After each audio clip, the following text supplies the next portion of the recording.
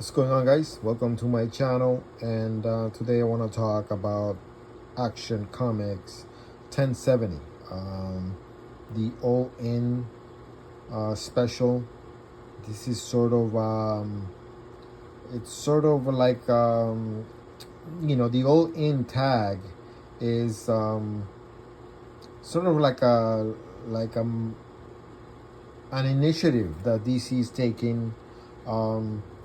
For they launched recently the Absolute line, and All In is kind of like I look at it as kind of like a refresh, and just giving a refresh to the DC universe. The All In one shots are basically just a way to bring new readers in, to give a fresh start, going into a fresh storyline, set up, show readers what's going on in the current DC universe. And, some new writers are being introduced in some titles, in others, the old team is just doing duties, and putting their own stamp on the all-in initiative.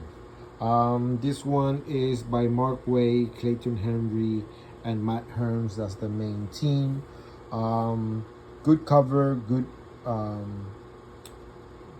I like it. I'm not sure why Monel from the Legion of Superheroes is there. I'm guessing we'll find out later on.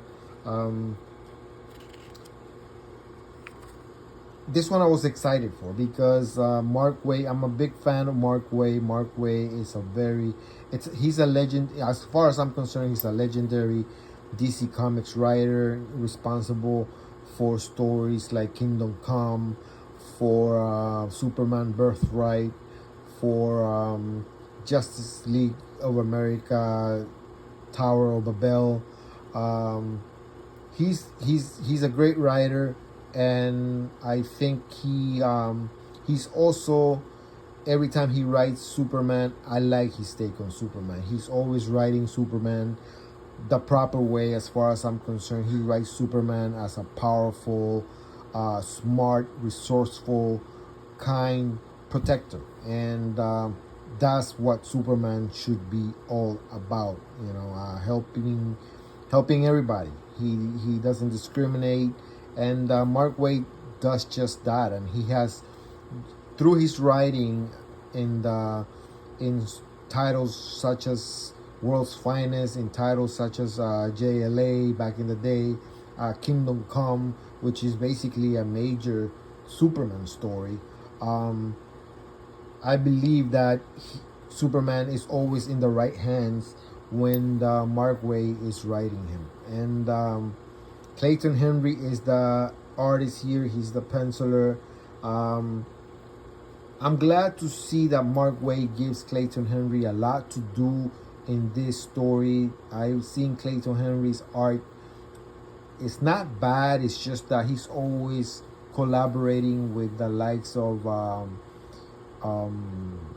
Tom Taylor, who is a writer I basically despise. I don't like his writing at all. A lot of talking heads, a lot of silly shit from that guy. I really don't like that writer. And unfortunately, Clayton, I think he's the writer he has collaborated the most with in DC Comics, if I'm not mistaken. This story it's a very solid story. I like it. There's some elements of horror in it. Turns out that this amalgam type Kryptonian escapes from the Phantom Zone, and Superman deduces that it's basically three people in one, and they're all melded together, kind of in this monstrous figure that you see here. And not only is he unstable, not only is this creature unstable and dangerous, but he's also very powerful. And Superman has to find a way to stop it. But let's go back to the opening of the story. We see Jimmy Olsen here, in quite the predicament that he got himself in. He's trying to take some photographs, uh, photograph of these dirty politicians doing shady stuff, and Superman is looking into Jimmy, what's going on with him and stuff. He tells Jimmy, what you're doing is dangerous. Why are you hanging from there? And they have Mark Waid does a great job of portraying their friendship. You could tell through the dialogue that they know each other, that they have a lot of endearment for each other. It's a friendship. It truly feels like Superman is talking to one of his pals, and that's Jimmy is a friend of his, and Jimmy comes into the story, and he actually plays a major part in it. So Superman soon finds out about the creature that broke from the Phantom Zone. He quickly gets into damage control, and there he is.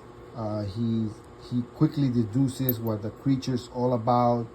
How he can tell is Kryptonian people melted together into this horrendous and powerful creature that gives Superman quite the run for his money. According to Superman, he's 3 times more powerful than him, and quickly Superman has his hands full.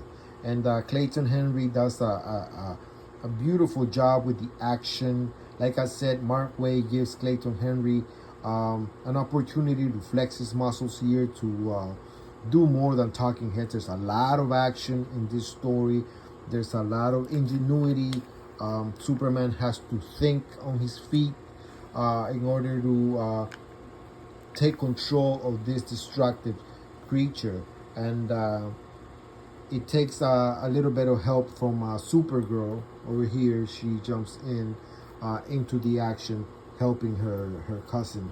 And even with Supergirl's help, they got their hands full, because this creature is powerful, it's fast, super strong, and very dangerous, unpredictable. And the story is very cinematic, it has a Halloween horror spirit, to be honest, and I like it. I loved it. And Superman has to take very drastic measures to stop this creature. He quickly deduces, so he goes and to retrieve what is called gold kryptonite. According to Superman, gold kryptonite is deadly to the likes of him or Supergirl or any Kryptonian, because it quickly takes away their powers, and I believe it kills them. So, but he needs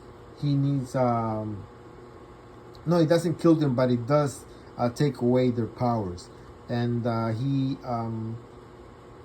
he quickly deduces that he needs this gold kryptonite to stop this creature who has proven unstoppable up to this point. And there's a lot of things, this destruction in the city, this bridge is about to come down, and Superman and Supergirl are trying to do their best to keep fighting this creature, but at the same time have some control, some damage control. Save lives is their priority. And Mark Waid does a wonderful job of setting up this action, the suspense. Everything makes sense. The pace of the story is great. And then Jimmy comes into play. Jimmy sees how Superman and Supergirl are struggling, and it's awesome. It's awesome to see that Jimmy Olsen turns out to be, a good friend, a kind person that also wants to do his part in protecting the city, helping out Superman, his friend, and he takes steps to do something to help out Superman and Supergirl, and he does just that. And it's refreshing to see, because Jimmy Olsen doesn't always get, as the character he is, he doesn't always get the respect he should get. He's one of the most well-known Superman supporting characters. I recently saw an issue of I believe it's called Batman Kryptonian Age, where Jimmy Olsen is portrayed as this stupid, retarded servant guy, and this woman, I believe is, I'm not sure, I think it's Catwoman, is leading him around. No, Lois Lane is leading him around like a puppy and treats him like an idiot, like a slave. It's atrocious, atrocious. I was I was pissed off to see that kind of disrespect to the Jimmy Olsen character. But Mark Waid doesn't do that. Completely the contrary. He does a great job of giving Jimmy Olsen some respect, giving him the brains, the resourcefulness that he should have as a reporter that he is, and as a kind person that he is. He winds up helping, and Superman decides that he must go into the Phantom Zone. Another thing that I appreciate very much from Mark Waid is that there's no wokeness in this book at all. There's no painfully hard to read female characters bossing the male around, the man, humiliating man. None of that. I mean, Supergirl's in it. She helps out Superman, but it's clear that Superman is the more experienced person, and she respects him, and she listens to him, and she accepts when she needs help, and he helps her, she helps him, and it's an equal terms kind of thing. But never does Supergirl resource to, like in recent past issues that Josh Williamson wrote, where Supergirl is this heavy-handed, rude person, slapping men around, slapping bad guys around, and stuff like that. This is different. You could tell that Mark Waid's writing is, it's old school, but it's modern at the same time.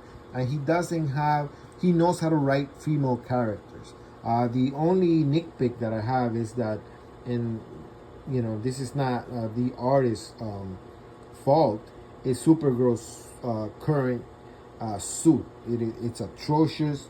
I despise it. To me, it's an attempt to have Supergirl look like Captain Marvel from the Marvel Universe.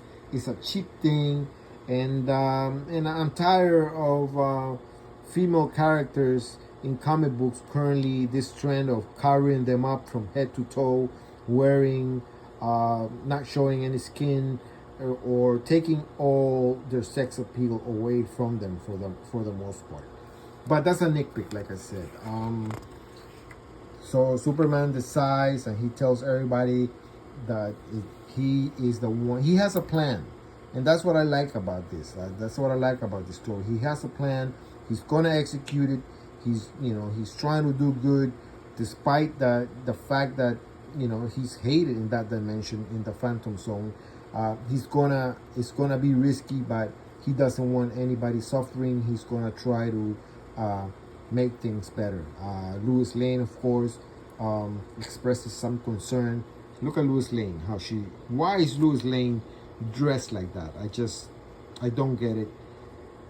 I just don't get it. But so the whole Superman family thing, they're all concerned, but they let Superman go, and yeah, that's the cliffhanger. Superman appears and in the Phantom Zone, and they're already waiting for him.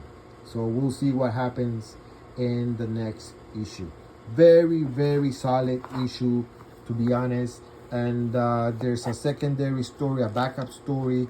This one features Supergirl. It wasn't bad, but like I said, I'm not a fan of Supergirl's current suit. I think it's atrocious.